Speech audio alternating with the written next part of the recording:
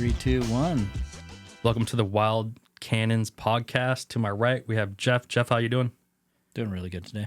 Doing really good today. To my left, we have our special guest. We have Carl motherfucking Montoya. That is Carl with a C. He's a Washington native, lives in Wenatchee. He's a world traveler, powder chaser, a Mission Ridge local, owner of Upline Brewing, is someone who consistently still rides bell to bell, is still stepping on podiums, and bringing home hardware. Carl has a passion for boards, bikes, Toyotas, gears, and his family. And with that said, his son Caleb is in the booth with us. Woo! He's a beast when it comes to hiking into the side country zones. He's someone you trust in the backcountry and behind the wheel when you're road tripping through South America. Fun-loving, hardworking, and rides with style. And He's definitely one of my favorite friends, one of the nicest guys that anyone will ever meet. And I look forward to hearing his answers on this podcast. yes, 100%. Carl, welcome to the Wild Cannons podcast. Well, thanks for having me. Also, I think we're done with that intro. This sounds great. Just joking. Thanks, guys. Yeah, dude.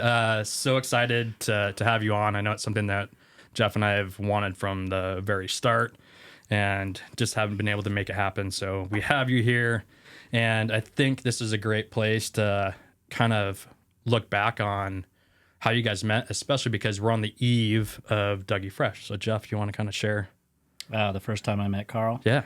was actually at Dougie Fresh. It was the first year that they had it. I think it was the first year. The very first year they had it. 2016? Yes, I think second year. He was wearing... Oh, maybe second year. Yeah. He was wearing a pretty cool kit, probably Volcom, and had the Zoid. And I Oh, yeah. Oh, I remember also- the board, huh? I also had Nice. a I wouldn't call it experimental board, the Coho, Oh, yeah. My favorite board. and neither of us really knew anybody at the starting line, and he just came over and said, "Hey, how's it going? And hey, is there maybe a better way or a faster way to the starting line than going on chair to chair to chair to like loop all? It was all the way back over in the half pipe Yeah, when they used to be on the at Different Silvers. spot. in the original, and I was like, yeah, follow me, and that's how we became friends, Yeah. pretty Yeah. much. And I heard a little more exciting story too, because it was like Jeff was like, "I'm gonna take him down through these trees where we normally ride." That was after the race. We after the race. we free rode after the race and had some beers, and then we went down Sunset or looped around, and Carl instantly he had never been he didn't know where we're going, and I just tapped the brakes a little bit, and he just goes sailing over the cornice right in front of me, and I was like, "That's my line. That's cool. I like this guy even more." Yeah, that's and sick. That was definitely a memorable moment for sure, meeting Carl. And then since then, we've gone to every bank slalom. Oh, yeah. I'll go visit you, do the bomber bank. We go on cat trips and Schweitzers. Oh, yeah. Stevens Pass. Yeah. We do like 3 or 4 runs, but it's incredible hiking. And definitely, like in the intro, he's definitely somebody you could get lost hiking with him, but it's so much fun being with Carl. Yeah, So for sure. Do you remember it kind of the same way then? Yeah. Sounds pretty much spot on. And it's a great bromance story.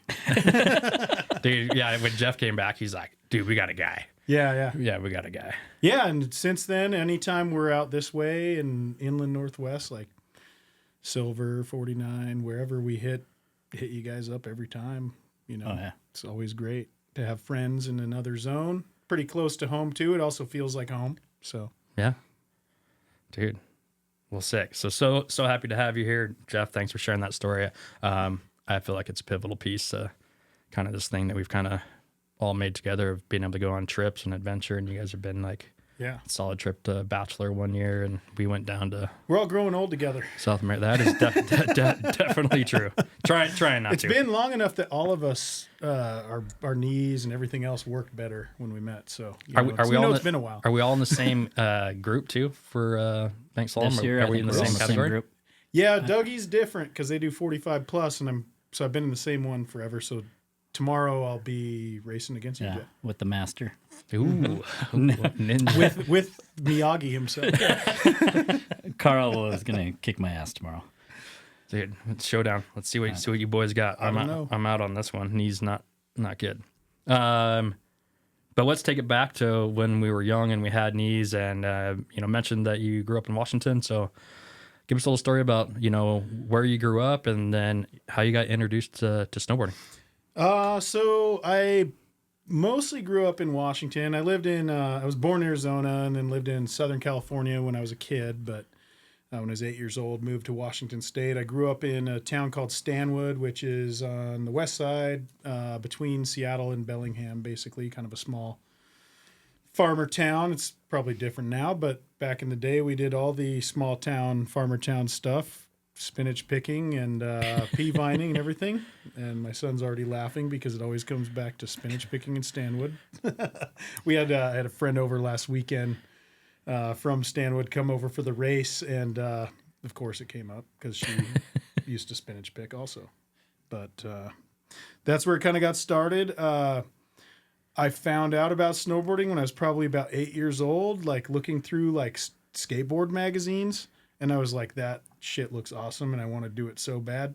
Didn't live anywhere near the mountains. And then we moved to Washington. I was like, yes, I'm going to get to do this. But our family didn't ski or snowboard, and it wasn't until 94 when I first snowboarded. I was a freshman in high school, and I've been hooked since. And pretty much have molded my life around it to be able to snowboard more. Yeah. And when you say like, so you found that, so maybe you're looking at skateboard magazines when you're in Southern California. Yeah. And then is it high school that like one of your buddies is like, hey, we're going to go up this weekend, or how did that introduction get started? So it was kind of, I knew that I wanted to do it. It's just I had to have a way to get there because I was a kid.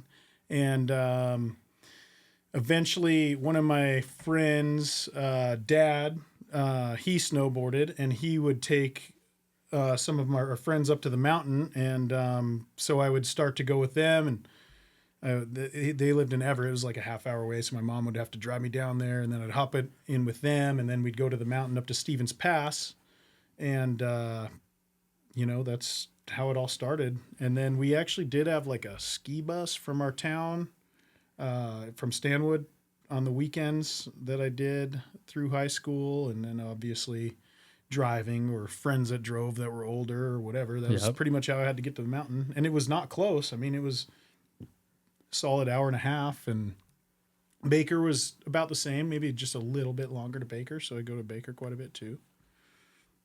Two fabulous mountains. Wherever you catch a ride to. Yeah, wherever I could catch a ride to. How did you get your first season pass?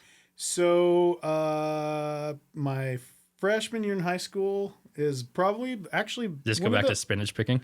No, that was post spinach pick. Actually, no. Yeah, I think that was after spinach picking. That was more a middle school thing, maybe the first year of high school. But that's where the funds came from.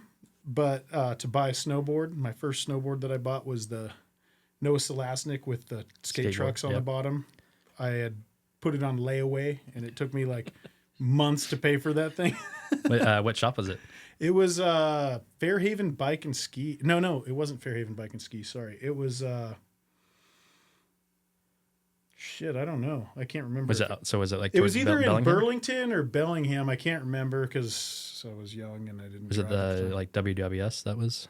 No, it wasn't. It was kind of like a ski shop that also had snowboards. Okay.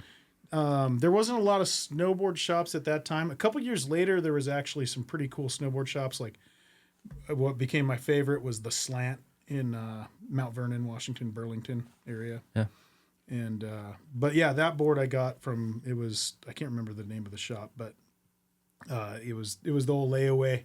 That's so I'd good. bring it. We were in town to do grocery shopping or whatever, and I'd go there and put $20 on it. And It always reminds me of like Goodwill Hunting. It says, date myself, but he's like, "That's how your mom bought your couch." yeah, layaway. But and then sort of back to Jeff's question, how did you get your first season pass? I didn't even answer the question at all. No, that's good. So freshman year, I think in high school I was I don't know, maybe kind of screwing around and not getting the best grades. And my mom told me that she'd buy me a season's pass if I got all A's and B's. And so I was like, hell yeah. And then I did.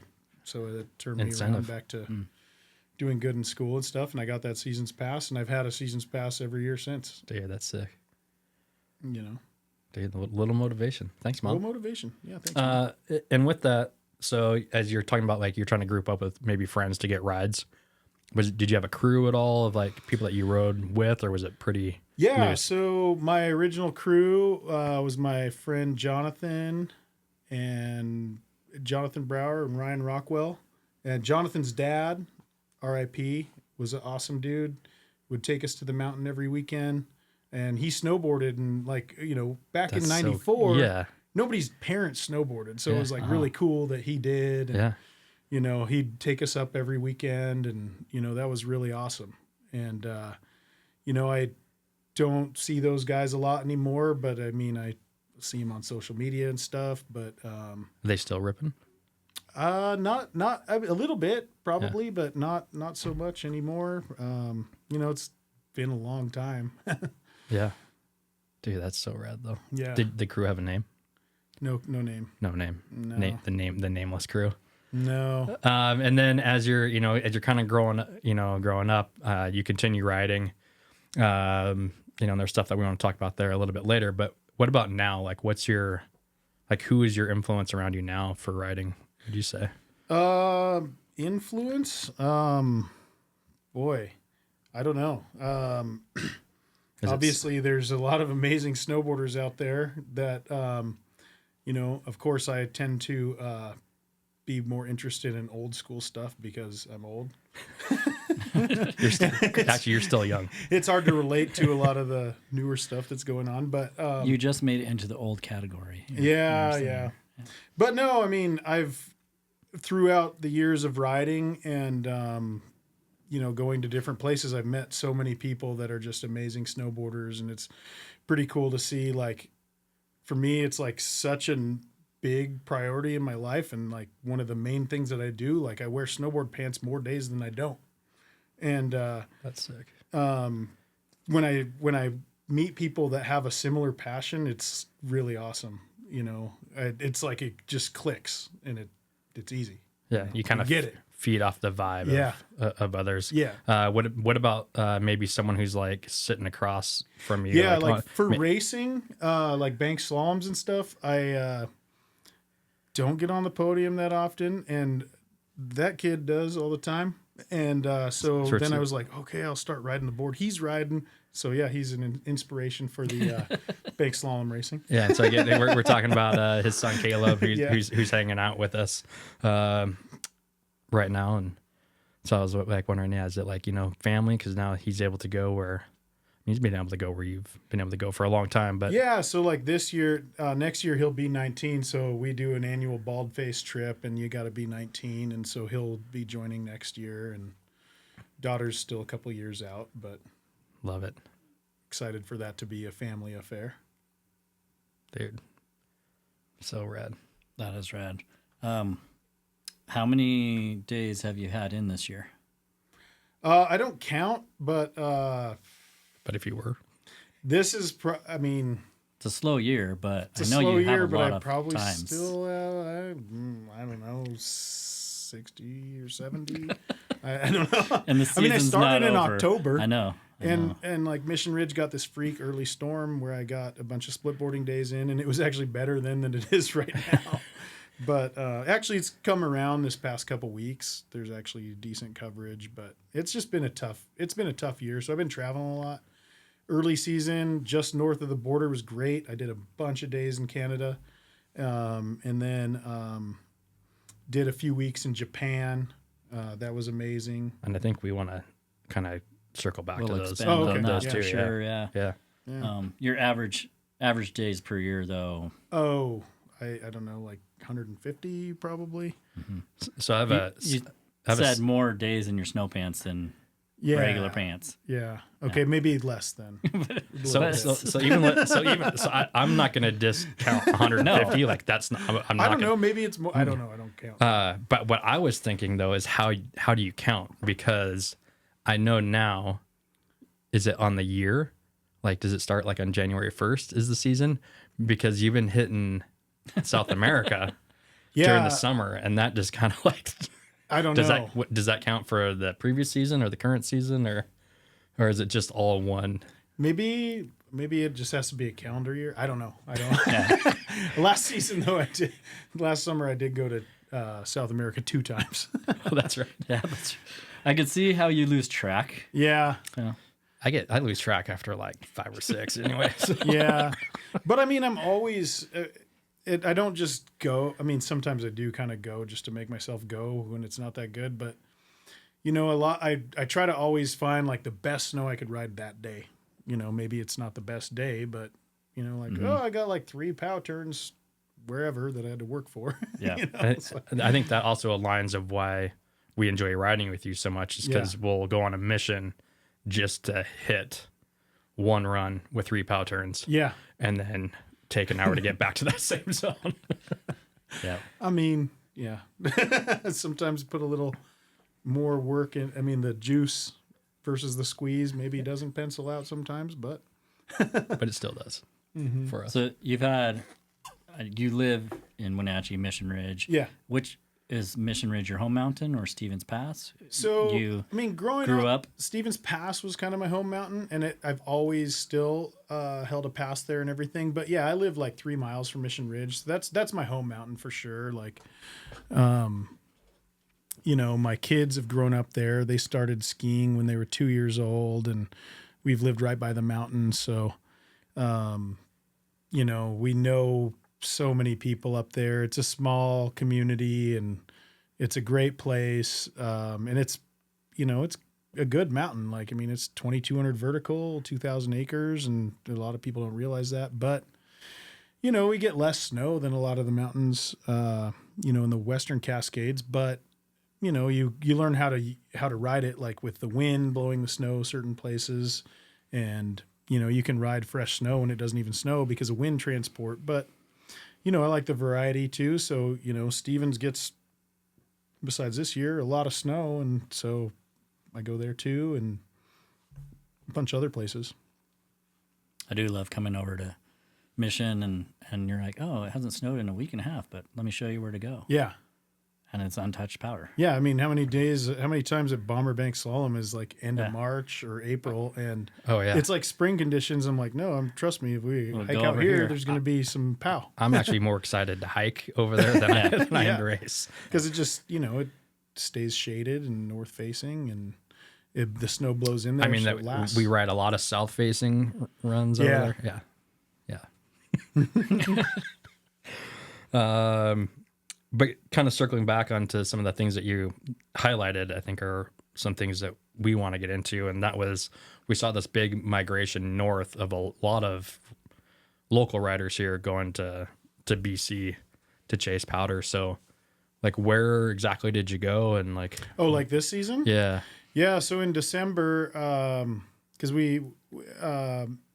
myself and my wife and a bunch of friends always do an annual bald face trip right before Christmas. And so this year it was like the day that Washington got hit hard with the atmospheric river that melted all the snow. I mean, you couldn't even get to Stevens, Crystal, or Baker for like a while because the roads got washed out and everything. And I was like, oh man, this is crazy. Just north of the border, you know, as the crow flies, not very far. It was great. And so I headed up a week early before everybody, and I went around to a bunch of places. I went to Montoya Powder Cats and went up to Revelstoke and did a few days at Whitewater, I love that place. And it was kind of funny because as I was up there, like I rode the chairlift with multiple people from Spokane area because there was like no snow down here. Yeah. And it's so close. It is really close. Yeah, it was just kind of weird, you know, weird season. Yeah. Oh, yeah, we had a bunch of friends that like Lake Louise was there. Yeah, it was they were stronghold. doing really good early season compared to most places for sure. Nice. Whitewater, a bunch of people went up there. Yeah. I was just and there you last guys week. How was it last week? Good. I went up there. Was at Silver for like 4 days. Yeah, we just missed you guys. Jeff, and then Or I just missed you. were looking at the forecast and went up there for Monday, Tuesday. Monday was sick. Tuesday was good. It was sunny, but it was mostly tracked. Had to work a little harder for it, and it got kind of warm, but it was great. I mean, better than a lot of the stuff locally that you know has been available this season. Mm-hmm. Yeah, we can keep talking about your bald-faced trips that you take every year, but how about maybe we will talk into push that, and then you can lean back. Oh, sorry. No, you can just lean back. Then. How about your trip to Japan? That you went, Yeah.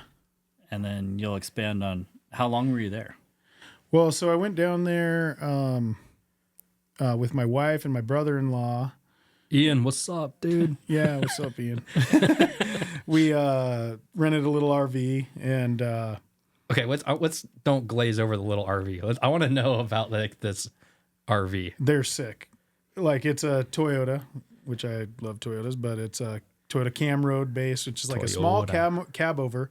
It'll fit in one regular parking spot, but it's got like a queen bed over the cab and then one in the back, and then it's got like a dinette that'll fold into bed. I'm like, I don't know how they fit. There's so much room in the thing, and then there's an under storage area. You could fit like a gazillion boards and bags and everything you can access from inside or all three sides outside. And anyways, they're super cool, and they're all-wheel drive, snow tires. They go anywhere.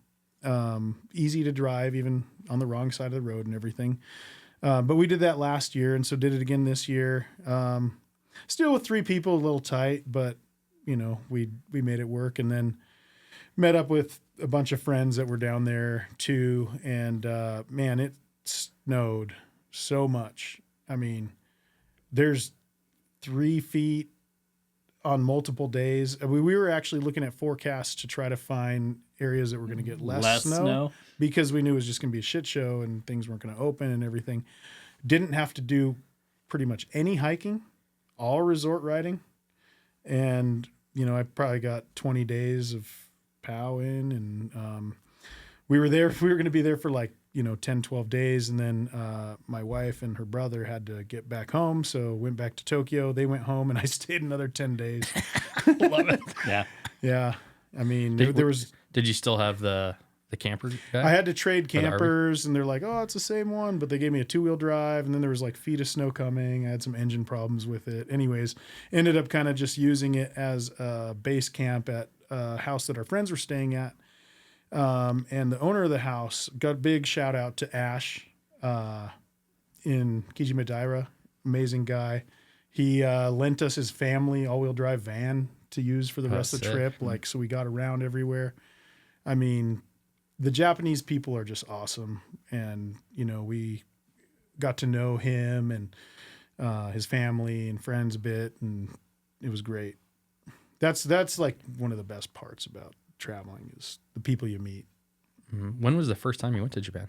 Just 3 years ago. Yeah. So this is my 3rd year going. So, and then when you're saying you're meeting friends, these are people that you've met like through your trips there in the last. Yeah. So some of the friends are from trips or just, I mean, I think because the snow is so bad in North America this year that a lot of people were just going to Japan. So, you know, there was people that were in Japan that were friends of mine. I didn't even know they were going to Japan. We were there at the same time, and we'd run into each other, and, you know, we camped in the parking lots with RVs, and there was like 3 RVs of people that met in Nelson over the past couple of years. And then the other one next to us was some girls from Nelson that were there too. So it was just kind of funny. Dude, you know, it becomes a small world. So close to, yeah. Any good food in Japan? There's no bad food. It's all good. What about this? We just kind of had a conversation with this with one of our last guests, but 7-Eleven food. Did you? Yeah, 7-Eleven, Lawson, Family Mart. The convenience store game there is strong. I wish it was like that here, because road trips here, it's so hard to eat good food. I mean, there's plenty of junk food and stuff at them too, but you can actually get pretty decent food there. Like you can get these amazing soft-boiled eggs that come in the shell somehow seasoned. Weirdest thing to talk about, but it's like my favorite thing there. They're so good. I don't know. I'm going to stall you if you have more questions. But what's up with you and eggs, man? Me? Yeah. I don't know. Apparently I like pocket eggs, like hard-boiled eggs. They're good. It's a compact, like it's made to travel with. and they're good. Protein. So awesome. You have anything else? Writing that one down. Was that exactly what you wanted to hear? That was exactly. To touch back on this kind of, RV life, kind of want to dive into, your powder rig. And I think Jeff, has a question before we even start talking about the rig. I was wondering, you lived in your RV? The one that I had prior to this for a while, yeah. When I had split up with my ex-wife and I was like, kind of finding I'll just out live what in my was RV. next. I was, I had my shop, and so I'd park there a lot, and I just lived out of my RV for a few months. It was actually great, And actually, as we were talking about as we were driving here, you were saying this winter you probably what? Oh, actually mine, not as many days, but that one in Japan, like I've got a lot of nights in a camper this winter, Yeah. Yeah. It's so awesome. It's kind of like my happy place. It's like it's your little comfort fort that you have. And you've stayed quite a bit of places in your truck, and we'll get more into it just being a truck. But what about the camping life in a lot compared to Japan, compared to here in the U.S.? Was there much difference or? Pretty similar. Japan was really easy. Like almost all the ski areas, most of them were pretty like friendly to like parking the parking lot. And then their rest stops there, I mean, are like, we're at like level 2 and they're at like level 12. Like, I mean, dang. you go to these rest areas and they have like parking lots that are sprinkled with onsen water. So like hot spring water to keep them melted so there's no snow. And then they have 24-hour bathrooms with heated toilet seats and bidets and like vending machines that you can get anything that you could ever imagine out of. Hot coffee, cold coffee, So that's really easy. You just park and it's all free. So that is definitely makes it a little easy for traveling around. Yeah. We don't have that here. Also, the concentration of ski resorts is insane. Like, there's like 500 ski resorts in Japan. So like, we go to a certain zone and you could have 50 ski resorts within an hour drive from you. So, being able to be mobile like that is really nice. Probably Yeah. key to a trip like that. And I don't like to get up early. So if you can be in the parking lot at a ski resort, that helps for that. I just learned this term, but are there any lot lizards in Japan in there? I don't think I saw any lot lizards. But if you don't, does that mean you are the lot lizard? I don't know. No, I wasn't going to say anything, but pretty funny. Pretty funny. No, I mean, Japan is such a great, it's super clean. The people are awesome. It's great. Yeah. We went I think Jeff and I went 10 years ago. We're 10 years ago now. Yep. Was it that long? Yeah. Yeah. 9-10 years ago. I know I hit you up the first time I was going to get some intel. Yeah. Yeah. Love it. Need to get back. Yeah. But yeah, let's talk about what you got going and kind of get nerdy with this. I mean, it'll probably be way over my head and Jeff's head, but Yeah. there's going to be a lot of people that I'm sure want to know. Yeah. The Does it have a gearheads want to yeah, know what yeah, your does- RV does- actually is. Does Yeah. it have a name? Is it just like a bucket on the back? Like, what do you got going? So the current one it's a Ford F550 based chassis, which is a big truck, 4-wheel drive, and it's got a camper built onto it. I had another one that I had built. So my business and basically my career, I got into, basically as a kid. It had a lot to do with off-road stuff. So gear and axle parts and stuff like that. And then my partner and I founded a company called Nitro Gear and Axle. And we did that for a number of years, distributors worldwide, and sold the company actually coming up on 5 years ago this month. Oh, dang. Which is hard for me to believe, but, worked the grind for a long time. But all with the goal of, more freedom eventually, which, I've got now. But I had built a different one before. It was an F450 base, like when I met you guys, and it was kind of really unique at the time, 12 years ago. Military tires, and the reason for those tires is to hold the weight capacity without having dual rear wheels, and then being able to camp remotely and in ski resort parking lots and not ever have snow be a problem or anything, and like using it primarily in the winter as like a mobile snowboard condo, and brought my family around for years and years doing all that. And then this one I've had about 5 years. Around the time that I sold the business, worked with the company Adventurer, and they were thinking about building something like that to market to the public. And so they got a lot of information from me about like things they could implement in it to make it more winter friendly and things like that, which they did. Ultimately, they toned it way down. They're now going to be doing 4-wheel drive ones that are van based, but not quite as built as that one is. Just because production wise, they mostly build campers and stuff, like the Scout campers and things like that. Oh, yeah. But yeah, it's just mainly a way to be able to.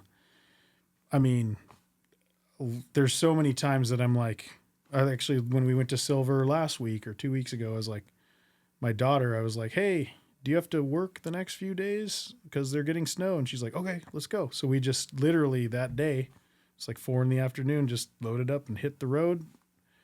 That night, we're already in the parking lot and we're riding powder the next day, and like not having to book anything, not having to pay for anything, and not having to move all your gear back and forth. Yep. And, it's nice to be able to do that. And it's such a clean, sick ride too. Like, and I'm sure you could keep going, and maybe it would be fun to have another. Yeah, episode it can go deep with the technical aspect of it. But. I had a great ride in your RV when we went down to Bachelor. Yeah. Oh yeah. We've done boys trips. It was like 5 feet deep when we opened the door the next day. Yeah. I've just drank a lot of beer in there. But one thing I also would like to highlight is that, and I believe it's connected to maybe Spokane Valley or Post Falls. But you've had some work done locally. Oh yeah. So, we're probably talking about like the license plate frames. My friend, Luke Schumann over at Hazard Fab Works. He's definitely done some stuff on the rig, and, I've known him for years and years, and we've done business together on different vehicle projects or him using our gears or whatever else. And then actually quite a few, other local people that I've done business with over the years over here. Yeah. So awesome. I think it's just, everyone knows when you see it, which one is your ride. And it's been that way for both editions that you had. One seemed was more work, kind of like had a work feel to it. I do a lot of events for work, and so of course it was like Nitro gear branded and everything, but I still always wanted to, like the first wrap had like Mission Ridge Bomber Cliffs on it, and then the next one had like Mount Hood,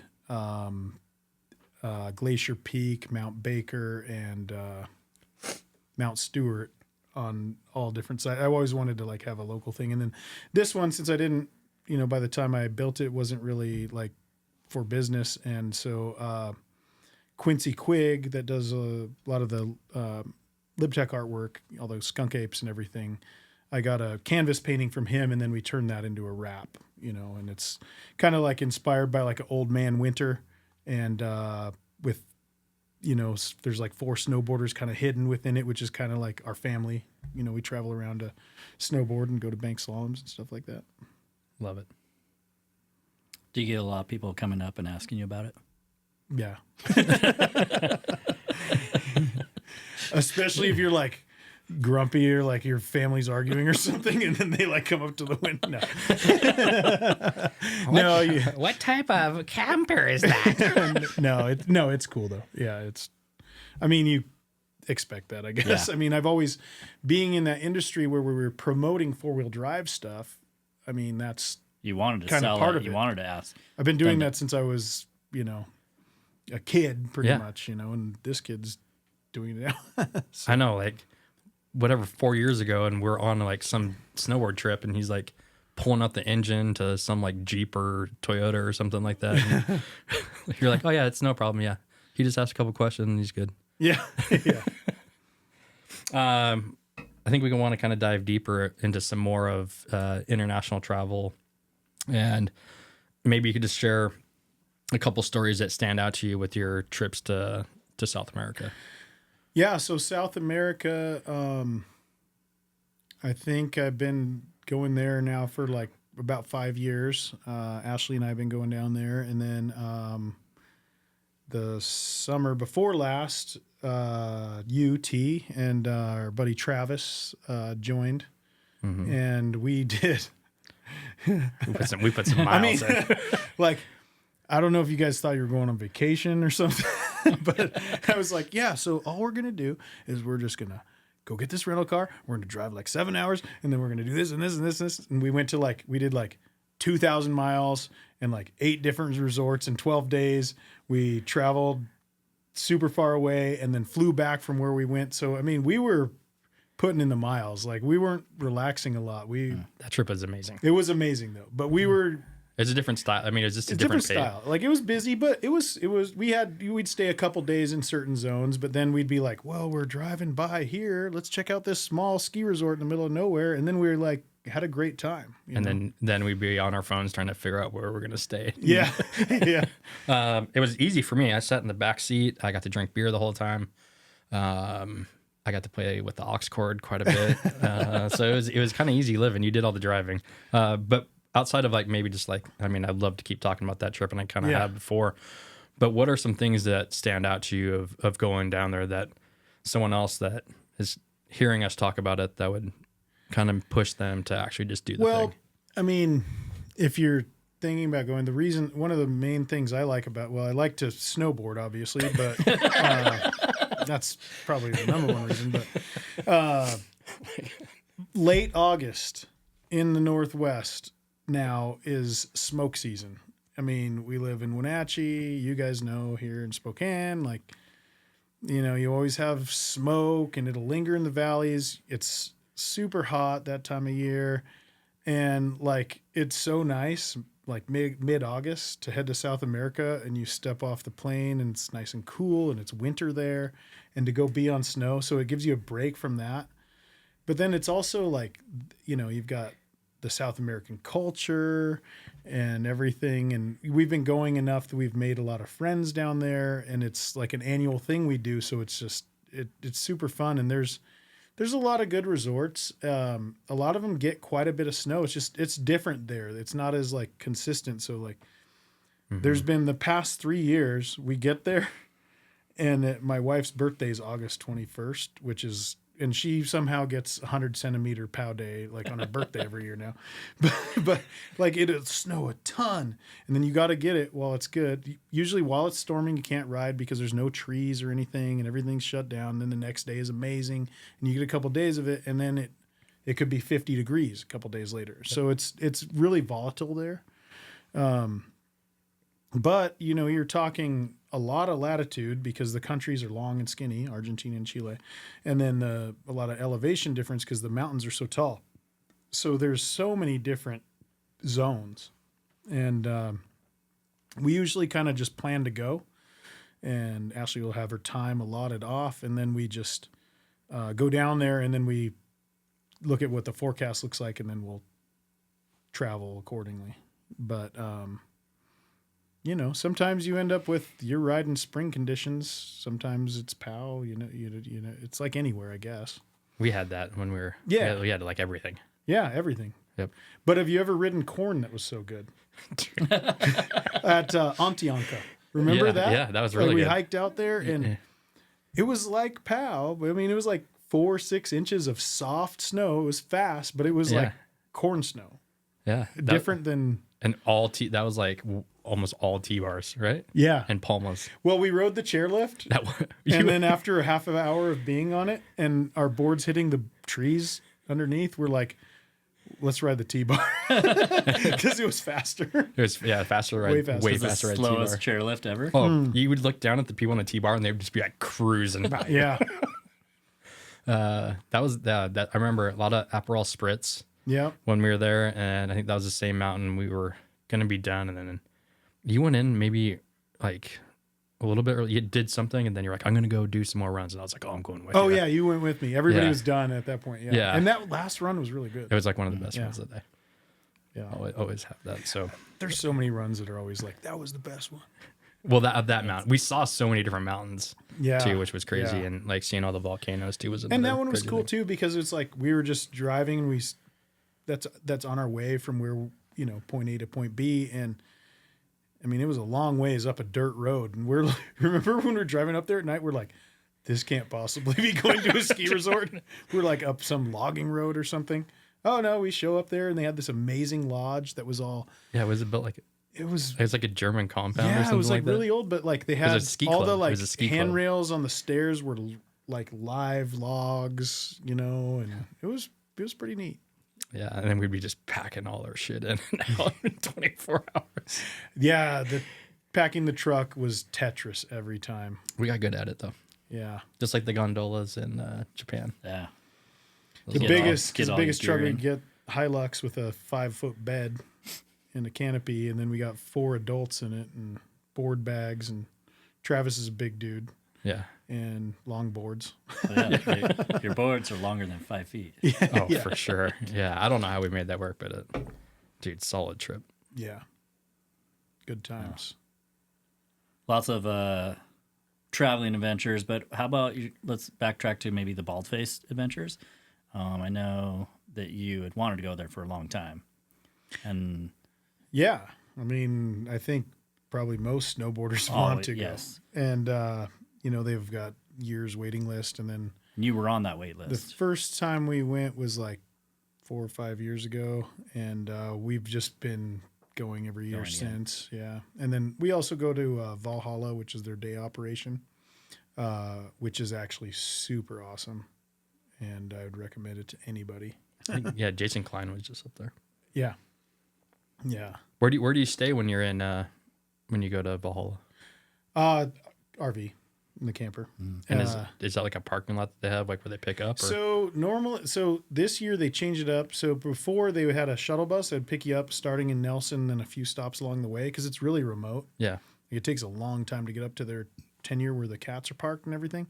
But they built a new shop at the base of the dirt road. This was the first year it's open, and so this year we were just Right there. camped out there. Yeah, and Get a truck and a camper. What's your favorite adventure of going up there? what's my favorite adventure? Yeah, favorite time up there.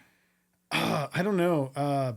This year we were up there beginning of January, and it was such a bad snow year at home, and it was so good up there. I was up there with my good friend Joel and my friend Ben, and it might have been 3 of my best days of snowboarding ever. It was so good. I think you told me that. Yeah, I mean, Yeah. it was just, it was unreal. It was like, some new snow every day, but already good.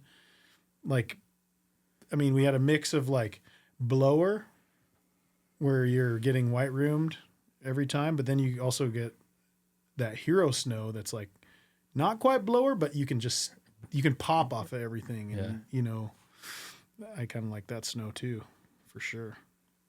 What about pal surfing up there? Well, at Baldface? Yeah, so Baldface, the low maintenance is just the small hill out in front. And so, yeah, a lot of people get hurt doing that as a non-real POW surfer. But so, yeah, last year I had a leash recoil on me, and then the nose hit me in the back and like really mess up. Big old bruise. I still feel it. And that was a year and a half ago, but Yes, we're bindings guys, I think. yeah, but then this past year, Ashley, my wife, was we had just got up there. We hadn't even snowboarded yet because that starts the next day, and she was going down and like she bailed and thought she twisted her knee, but she had the same thing, the recoil in the nose, it hit her knee, so it like really bruised her. And somebody's like, get the snowmobile, and Jeff went down there and got her and gave her dad talk, like, you haven't even snowboarded yet. Just got here. Oh my But then, she's like, yeah, I know. And she was fine. She was able to ride the whole time. And she's a PT, so she helped out with the family up there and stuff that were having some pain issues, which is I've been my experience too over the years, hurting myself. Yep, I'm sure. You got some other ones for you lined up, or No. no? All right, we can always come. We can always come back to that. But we love that you're, making that annual trip up there, and that same time, and some of the people that you get to meet and talk to. And I think one question that I would have maybe is that experience of some of the people that you've met, and maybe one that's has passed. And I'd say, I think in the last 2 years would be like Ken Block. Oh, well, yeah. The first year we were up there, Ken Block and his family was up there, and which is really cool to see. That's kind of it's kind of like a hub for the culture of snowboarding. So everybody that loves snowboarding's up there. So your legends and heroes from all time, or your Even buddies now, or whatever, and it's kind of cool because everybody's there for the same reason, and it's cool to see everybody up there. But yeah, we were up there, and unfortunately he passed away just a couple days after we were there that year, which is like for me, I'm like, yeah, that's crazy because I've got teenage kids, and he was there with his teenage kids. He does like rally racing, and I do Baja racing, and I'm like, there's a lot of dangerous things, and you never know when something could happen. Obviously you don't want it to, but you also want to live life and enjoy things. So Most definitely. Yeah. That's why I just thought that connection, both being like, from that race world and gearhead world, if I don't know if you'd call that or not, but just having that, and then the same passion for snowboarding, just a lot of things align outside of snowboarding. That pretty rad connection to be able to meet someone like that. Yeah. You guys still good? Yeah. All right. Well, this is our little time that we get to give a little shout out to our local brewery, Uprise. We want to thank them for supporting the podcast by giving us and our guests some beer to sip on. You can also help support us by supporting them. So support our community, support local, support Uprise Brewery. They do have their all-age tap room, so they do have a restaurant. On Mondays, they do have their run club. It's whatever swimsuit season's on its way. So if you want to keep drinking the beers, maybe you want to get running. Brendan's kind of shaking his head, and maybe he'll stop in there. And if you want to show off your smarts, they have trivia on Tuesday nights. So they start the run club already? Dude, run club's been going all year long. Oh, yeah. I mean, it's just starting. If you want to get out there, Jeff. If you want starting for me. So you run? Yeah. No, you just sit inside and drink beer, and then just wear the gear. Be like, whoo, that was a good one, right, boys? All right. We want to talk about podiums, hardware, and bank slalom events. And you said that you weren't one of these individuals, but you are still picking up hardware. You are still stepping on podiums. You're still a problem when the time starts, the watch comes out. So I know you've raced against a lot of, I don't know, competitive guys over there. Wait, are you talking? Bomber Bank's hard. Yeah, I've actually only got one podium at Bomber Bank, and that's my home mountain. This kid's got like 10 or 11. He's got so many trophies. we're looking at Caleb. So yeah, the reason why there's silence, we're all staring at him, and he's just looking at his phone like, yeah, that's what I do. Oh yeah, that's actually who I'm racing usually. Yeah. And he is now faster than you. I beat him at the last one. Oh, okay. But also, yeah, usually. I think you're being humble because I know there's a lot of times you have pictures with you and the kids. Yeah. And you're holding hardware. So family podiums. Yeah, we've got some. Yeah. I mean, a couple at Mount Spokane and at Mission Ridge. And then Dougie Fresh at Silver. I've never podiumed. Horrible course. No, the course is gnarly. That's what's awesome. I'm like, if you can podium there, those are good riders. Like, Jeff, yeah. You have podiums Jeff's there? got podium. I do. Yeah. That's Carl's. Yeah, he's coming for me. Yeah, this year I'm finally out of. I've been in the same category. He's probably going to podium tomorrow. Dude, then the other sandbagger is Jason Klein. Jason, it got canceled if you're listening to this. He got canceled? No. I was like, whoa, he's like super nice. Why did he get canceled? No, he's great. I'm You just never know saying- these days. I'm just no, not at all. I love him. We hung out with him in Wallace when I know. Owen was up there, as I was saying. But the race. If you're coming, then like Yeah. Oh no, their whole family shred. So actually, over the years, Owen and Wyatt are a little bit older than Caleb and Kylie, and but over the years, definitely run into the Klein family a bunch of times at the different bank slaloms, Bomber and Dougie Fresh and Mount Spokane and stuff like that. And Jason and I have been in the same category a couple times and gone back and forth, and yeah, it's super cool. I love it when families get to go do these things together. yeah, and and it's they pretty awesome to see. and they had the RV forever, like the Yeah. real RV. Yeah. Yeah. No, it's super cool. I actually just saw them at the Bad Religion show. Oh, nice. Also, Bad Religion Offspring. We were there for Bad Religion. Oh, that was in Spokane. Yep. Yeah. Yeah, sick. What about when you're at the bank slalom? What about the little secret sauce you put on your board? What's that? I don't know. It's just a random. I mean, I try all these different things, and it usually doesn't work. But I mean, don't take my advice for it. Isn't there like the pixie You dust? you're sprinkling stuff on the bottom of your board. The cocaine. Yeah, the cocaine. You're always. Yeah. It's no. just a religious thing. I don't know even what it was because I didn't It's really holy- say it's on the bottle. holy but I water? thought it Does was it say fluoro holy powder. water? I don't even think it was fluoro powder. It probably made me slower. I don't know. But I've got different stuff now. Oh, you have different stuff. Ooh, did he Just wax I got in Japan. That's all. It's illegal here. No, I don't think it is. Oh. It's safe for the environment. That's where we're going with. Do you have a favorite bank slalom event?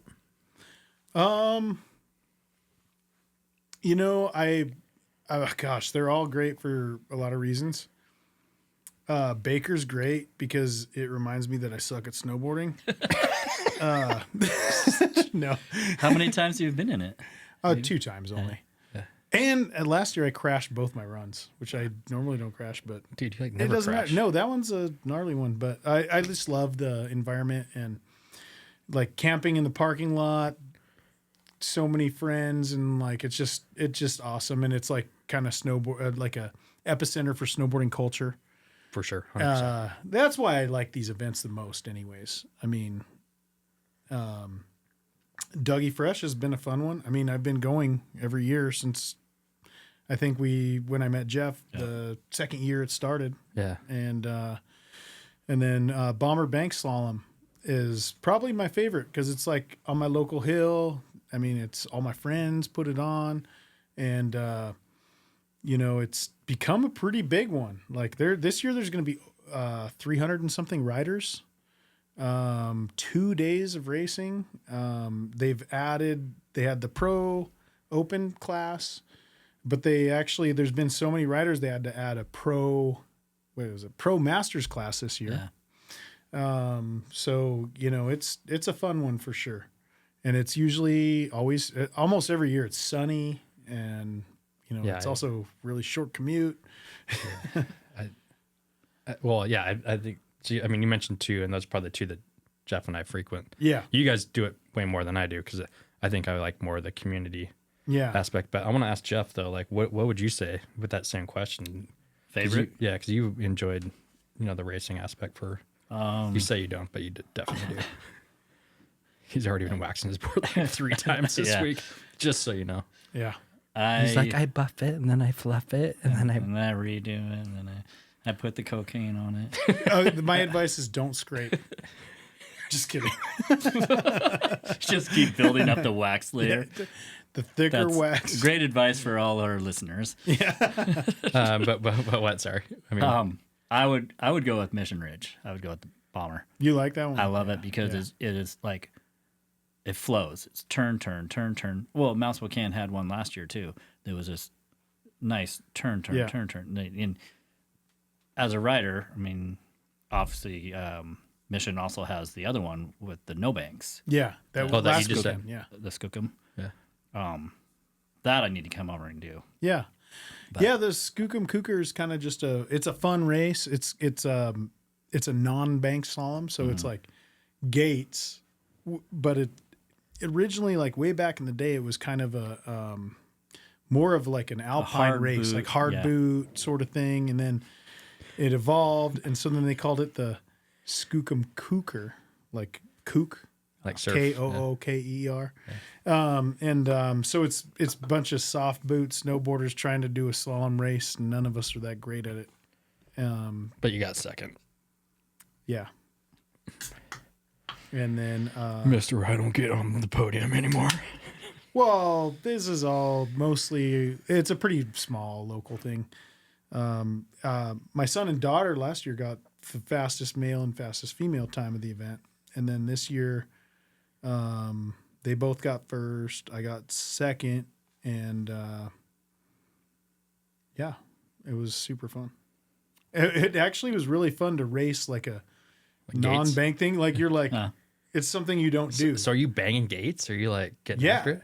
Yeah, like so they do the snowboard type gates. So the inside pole is short. So you can like lean on it. You're wearing shin guards. Over the spandex. No, just kidding. So I just think of like Dougie Fresh is cool for just like our community building, and especially in our area, it's been a stronghold.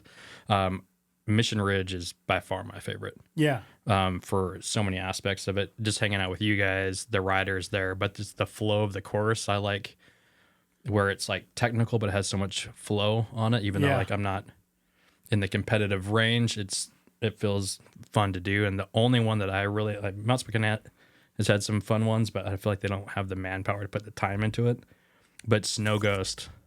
I've never done that. That one's awesome. Is that it's always the same weekend. This year it's the same weekend as well. Okay.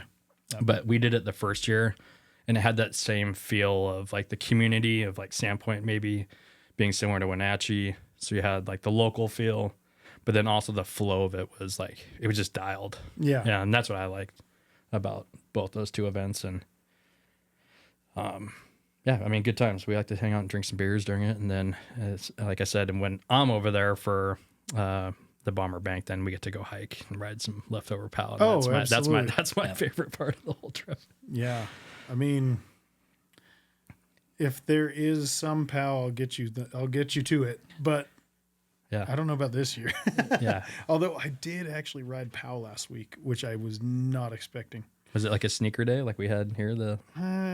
No, it wasn't even like a sneaker day. Like it hadn't even snowed. It just like blew in, and I mean, you're weaving rocks this season, you know. Yeah.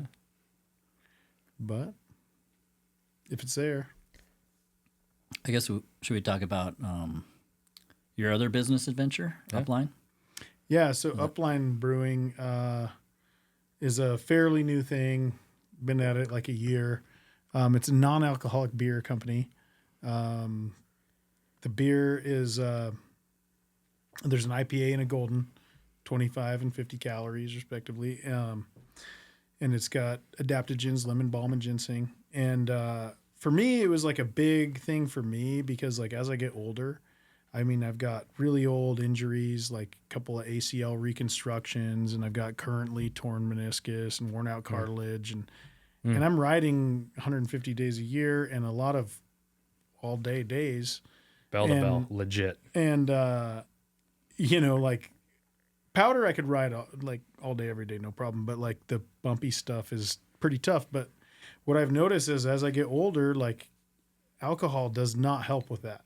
And, you know, I like it, but, I've also noticed that over the years, like the ritual aspect of it, I get done mountain biking and I just want to crack a cold one, but maybe I got something to do later. And so like the NA beer has actually been really awesome because I can fill in the most of the, you know, the after riding, after biking, you know, grab a beer, and it's lower calorie because it's also, as we get older, packing on the pounds is a lot easier. But it's kind of the camaraderie piece of it's still so I mean that's kind of just that it was something that I really got behind and really believed in. And then after being an entrepreneur and being in business for so long and selling my business and being out of that, even though I've been doing a lot of the things that I really wanted to do and catching up on a lot of time that I didn't have when I was doing those things, it gave me something to be involved in, kind of working on, in an entrepreneurial kind of way. Yeah. And you took that on, you rebranded it, didn't you? Yeah, I completely rebranded it. Yeah. And, it's primarily mail order, and subscription based. And then we've got it at quite a few local places in my area, like Mission Ridge and Lakeside Surf, which is a the man-made surf wave up at Slidewaters in Chelan, which is awesome. If you've never been, highly recommended. That became my summer staple. Yeah, Jeff and I need to get out there. And When you're not snowboarding, you're there. Oh, it's great. It feels like snowboarding. It's a moving wave, but you're still on a surfboard with fins. I ride like a 5-foot board, and you can carve and cut back and all that kind of stuff. Ollie, grab. It's 60 feet wide, 5 feet deep. It's pretty fun. Different. It's man-made, but I think it's cool. Right. Yeah. There's no sharks. There's no urchins. There's no riptides. Or crocodiles when I was just in Costa Rica. Yeah. Then let's get back to snowboarding. How, tell us a little bit about your setup. What do you ride right now? So kind of my most daily board, I'd say, is the LibTech Lost Mayhem Rocket Redo. Has a lot of names. But kind of daily for mission or whatever is 157.5. And then I got a 161.5 for everything else. And then I've got a bunch of boards, but that's kind of like my main daily. It's a really directional board, camber, no mag traction. I kind of evolved back into that after, 15 years of riding non-camber boards. Yeah. Mm-hmm. And that's the same board you bring to Japan? And yeah, actually I brought a couple boards to Japan. That's the one I rode the whole time. I was riding stuff that you could like 3 feet on top of 2 feet on top of 2 feet and I could, and it worked great for it. Wow. And I brought a swallowtail board. I brought the Retro Ripper. Oh yeah. But I didn't even set it up because it was just like the other one worked fine. So let's get into what other boards do you have? Mostly Mervin boards. I got a backcountry. That's what I was using at Bank Slaloms. And then, did you ride that outside of the bank slalom? Yeah. A lot of, a bit for multi conditions, but a lot in the spring. And I don't know. I just random days, kind of all condition kind of all board. condition kind of board. Rip it all, yeah. And then my son is always getting the podium on bank slaloms with his rocket with a super directional board, and he loves it.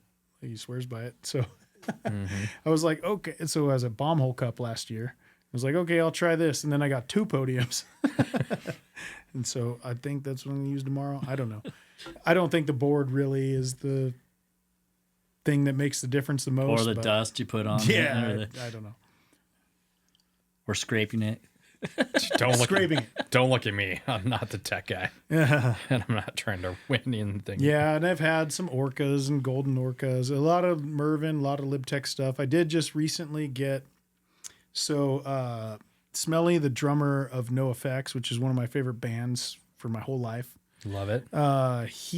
They've retired, and he is a surfboard shaper, and I've been getting surfboards from him for several years now. When you say surfboards, you mean for like the Chelan wave? Yeah, for the Chelan wave, like mini surfboards. Yeah. And so like the first time he's like, I've never made anything like that. And I was like, I don't care if it even works. I want to try it. And so he did. And then it was sweet. And so we've kind of like modified a little bit. I've got a bunch from him. I'm going to get another one for this season. But anyways, he's a boarder. He loves surfing. He loves snowboarding. And so he actually just recently did a collab snowboard with Signal, with Dave Lee's company. And they've got a board. It's like a free ride board, and I got one from him. And I actually that's what I got. That's what I raced last weekend, and So it was the board's great. I love it. It's like the first non-Mervin board I've had in 25 years or something, but and what about the graphics on it? pretty sweet. Killer graphics. Yeah, killer graphics. Yeah. Yeah. So shout out to Smelly and Pickle Sticks. I'm going to steal one of Jeff's questions, but what bindings are you riding?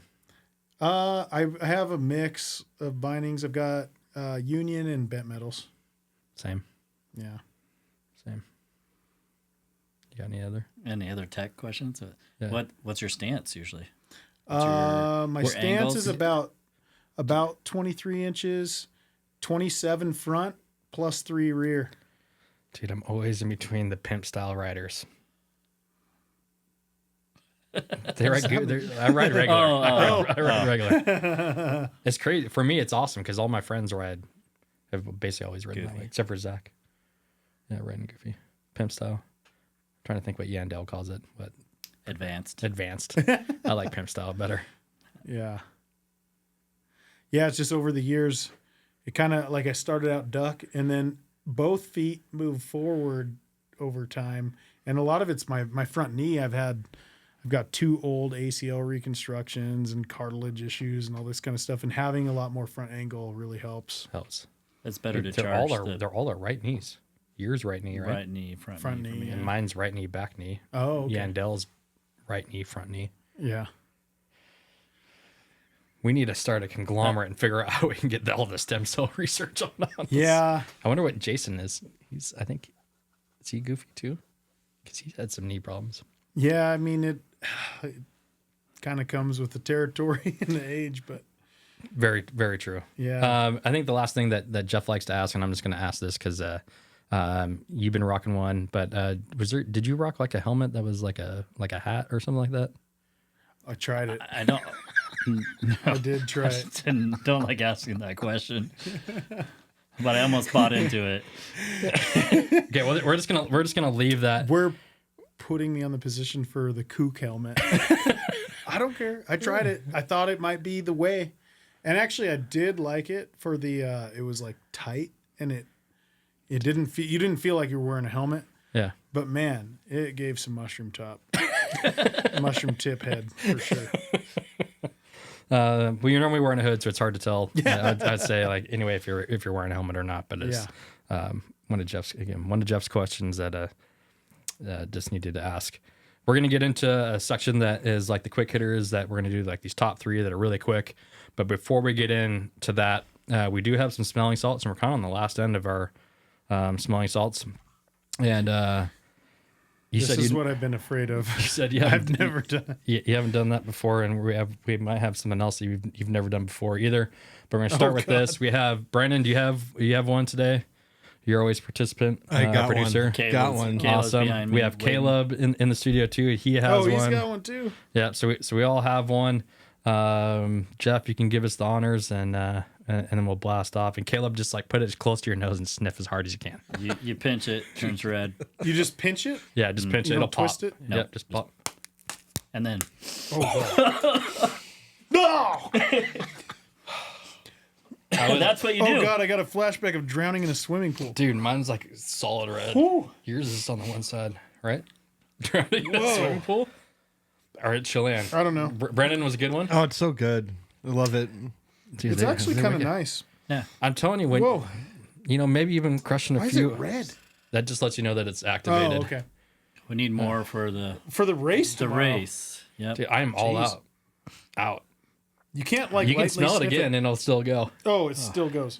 All right, so while Okay. it's still going Wow. here, so I'm going to ask these questions here. We'll try to go as fast as you can through them, and you got to give me 3. No escaping. Top 3 favorite pro snowboarders at any time.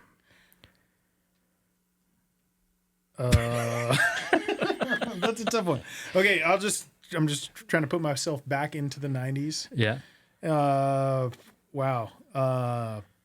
Peter Line, sick. Jamie Lynn. Northwest guys. God, pretty much anybody on the Trans World Snowboard Video Magazine #2, because that's the one that I had of cassette of, and Yeah. I'd watch it every fucking day. I thought you were gonna say maybe someone. There was like Dave Lee, Todd Schlosser. Man, there was some Joey McGuire. that's three more. That's what I thought your number 3 was gonna be. So for your top 3, Wait, that's way more than 3. yeah. But if you had 3, you said Peter Line, Jamie Lynn. Yeah. Oh. Travis Rice obviously is like a goat. I mean, he's a pretty All good right. snowboarder. He's just gonna keep naming all of them. Yeah, maybe Did some you more say smelling 30? salts. Yeah. Oh, 3. Your Okay. top Top 3. 30. All right, so we're just gonna say your top 2, and we're gonna leave it at Peter Line and Jamie. Lynn. Okay, go for that. All right, so next, favorite 3 places you've ever ridden. Ooh. Get specific. Some Mount Spokane will probably be in one. Boy.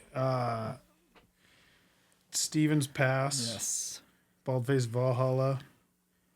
That's kind of 2, but we'll take it. We'll accept it. Did you say top 3? Yeah, top 3. Yeah, Stevens Pass, Baldface Valhalla.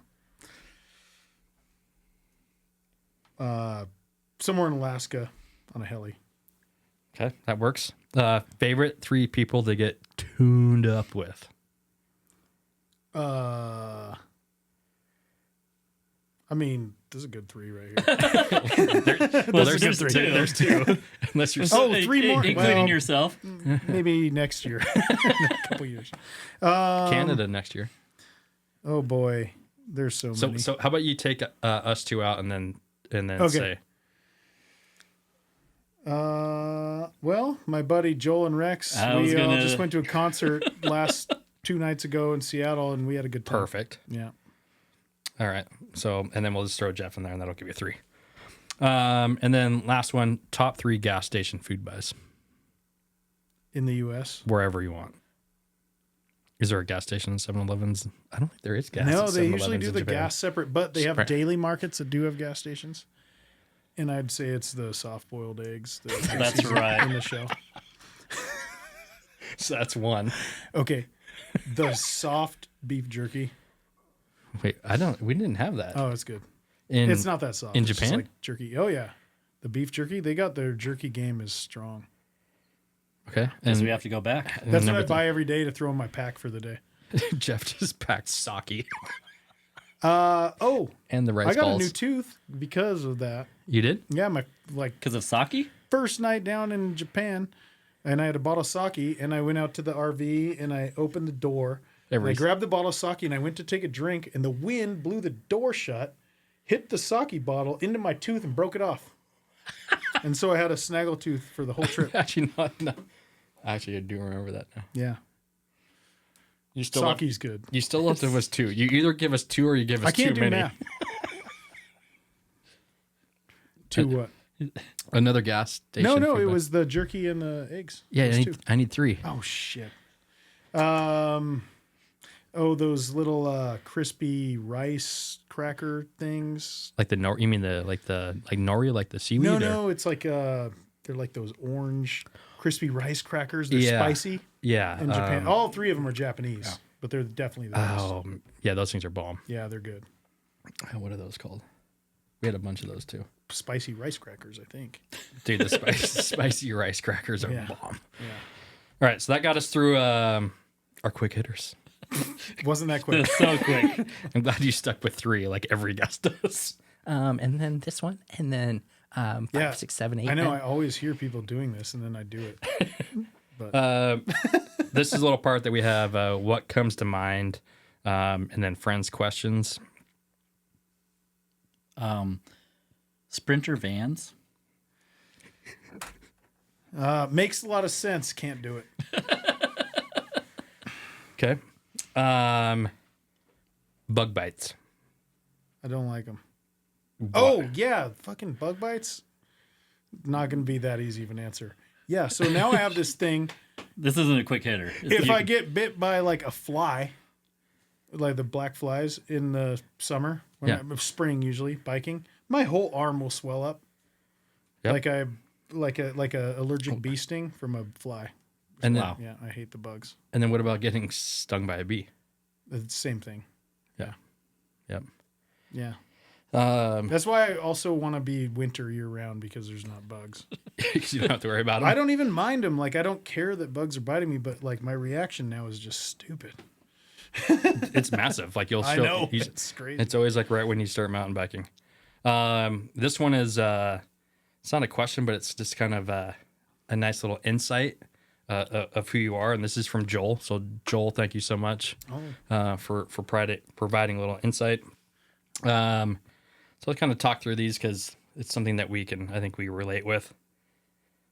So he says he's always missing flights, but still gets to where he's going. Why do you think that might hit home for me? For you? Yeah.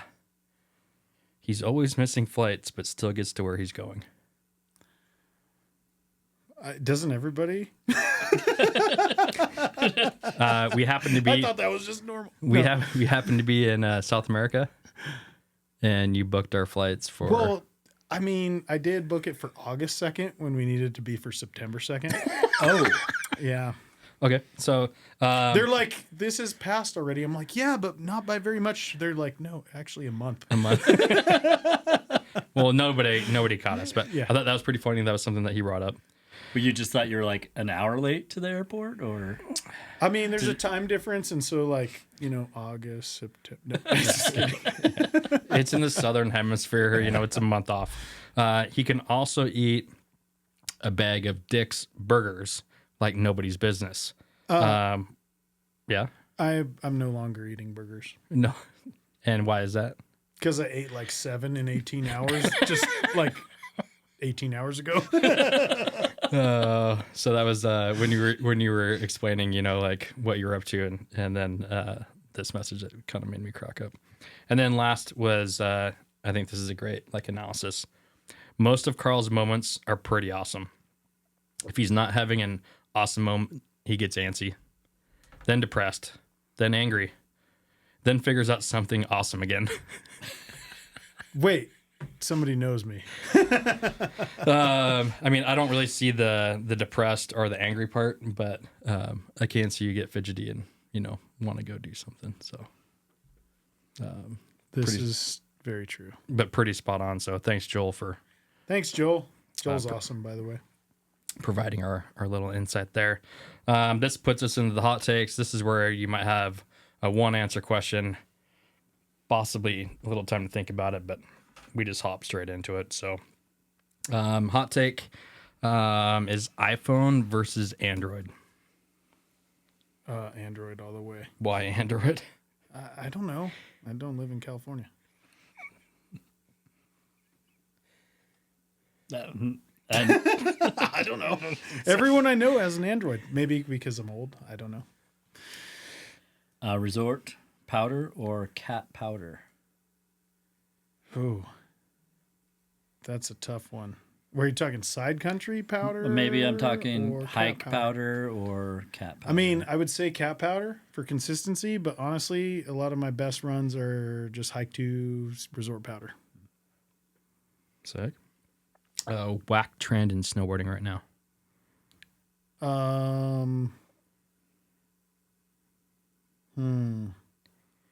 don't know. There's a lot of weird bindings now with like, I think the step-on thing is good, for some people. Some people. It's not for me, but there's a lot of weird ones now that look very heavy and like complicated, and a lot like if you have big feet and you got like an extra inch of mechanical stuff behind your heel, I don't know. That's a little weird. I thought Flo figured it out. Right? Flow bindings. I don't know. I did not see any step-ins in the Olympics. That's my quote. You sure? Pretty sure. There's a lot of Burton riders.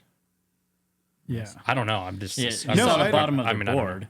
Yeah. I know people that use them, and I've seen some really good riders on them and that love them. It's just, you're also, you're reliant on your boot fitting perfect. Can't do it. It scares the shit out of me. Yeah. Best punk band or favorite favorite. Oh God, there's so many, but if I had to name one, I would say NoFX. and Bad Religion, and I'm going to name off like 20 others since I can't do math, as previously mentioned. No. Sweet. That's awesome. That's awesome. You provided 2 choices. We really appreciate that. Toyota or Ford? I drove here in a Ford, coincidentally, but Toyota 100%. Okay. Caleb, your eyes kind of went up on that one. He's got a Ford and a Toyota also. You got a Ford too? Yeah. Do you still have a Subaru? No. All right. That's cool. Who's the goat? Goat of snowboarding? Snowboarding. I mean, I think that the ultimate goat is Craig Kelly.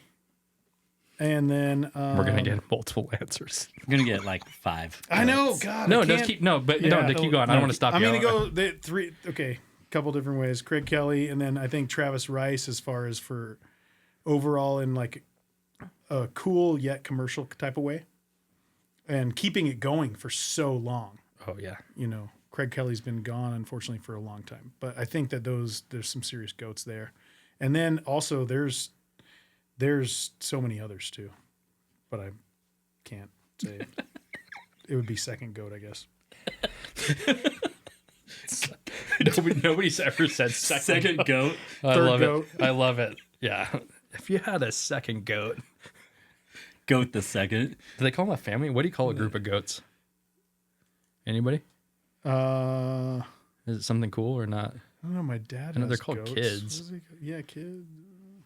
Whatever. Listeners will definitely message us for sure. In your opinion, what local rider never really got the shine they deserved? So maybe this, I would think more maybe your time at, let's say, Mission Ridge. Joey McGuire. I mean, Joey McGuire was a shredder, super powerful rider, Wenatchee local, and Shop owner. he did get some shine in, you know, like the old Mac Dog days and stuff. But I mean, I don't think a lot of people realize how powerful and good of a rider he was, and he's just a rad dude. We thought he was Yeah. so sick Yeah, over here. yeah. And then since I'm adding on to everyone, Yeah. we're gonna say Terry Parker, just because then he'll hear his name in this podcast and he'll be like, ah. Dude, Terry Parker was sick. Yeah, Terry Parker was sick. If you could take 3 friends on an epic month-long snowboard or skateboard or mountain biking, who would it be and where would you go? I would take my family. Non-family. But if it's non-family, okay. who would it be? So obviously you have 3 people in your family, so non-family. We expected you would say family, so we made sure we put a Oh, note okay. there. It's 3 more stipulation. people after that. You Yeah. can add to it. So it's you have Dude, you have 6 people that's that you can tough. take with you. You have your family, and then you have 3 others.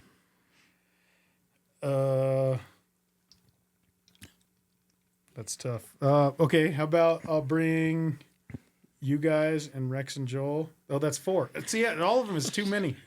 Get too excited about Caleb, all do you really want to go? You're kind of into like some car stuff now. Do you still want to go on this? Would you want to go on this epic trip? Yeah. Okay, now he says yeah. Why did I say no? Maybe Caleb has like some firefighter training or something like that. Yeah. I can, All right. I can, No, he's like, I'm in. Caleb said I'm in no matter what. Yeah. So Carl can take 7 friends. So if you're taking 4 friends, Okay, I'll bring you guys and Rex and Joel. Oh, there we go. And then Caleb and Kylie and Ashley. Okay. That's a pretty big trip, though. We're gonna have to ditch some people. My favorite. We're going to need 2 cars. I went from gonna need it. loving everyone wanting to bring them Yeah. to like We need another RV. We're going to they're need going to the bathroom. Let's go. We're going to need a bigger boat. Yeah, that one. It's like My- it's like at Silver. We got to go back to the lodge. See ya. Go ahead, sorry. Oh no, my favorite question would be, why do you love snowboarding so much?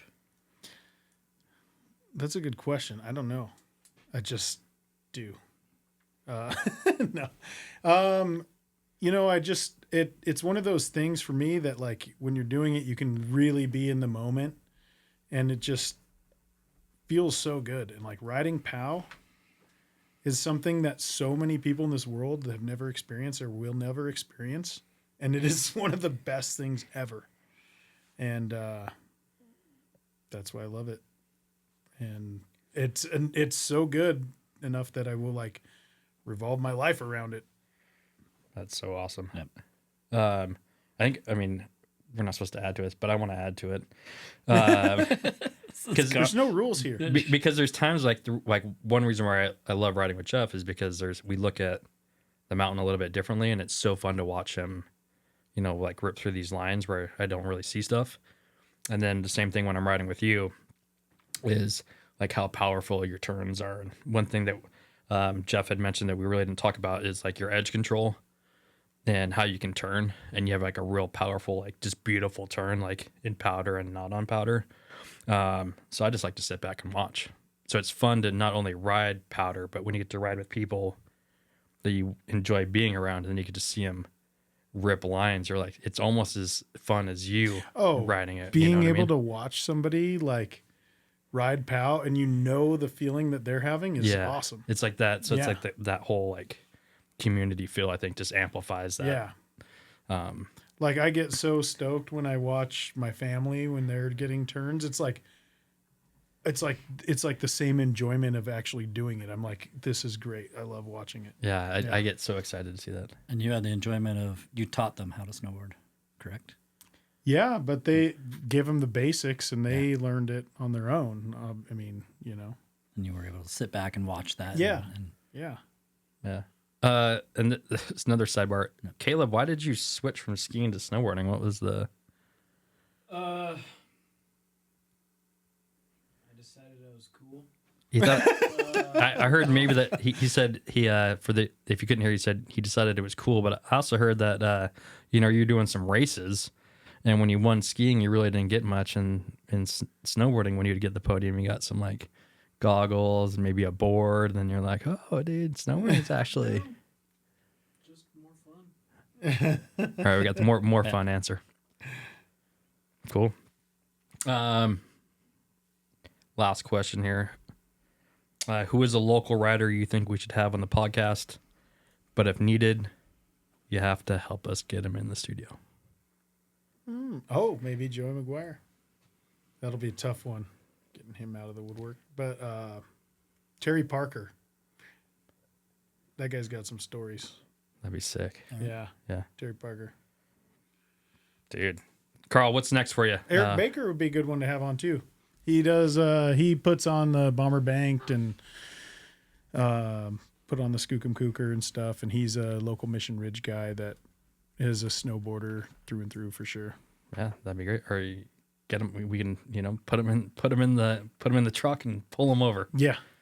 and then you can just hang out and just drink on the side.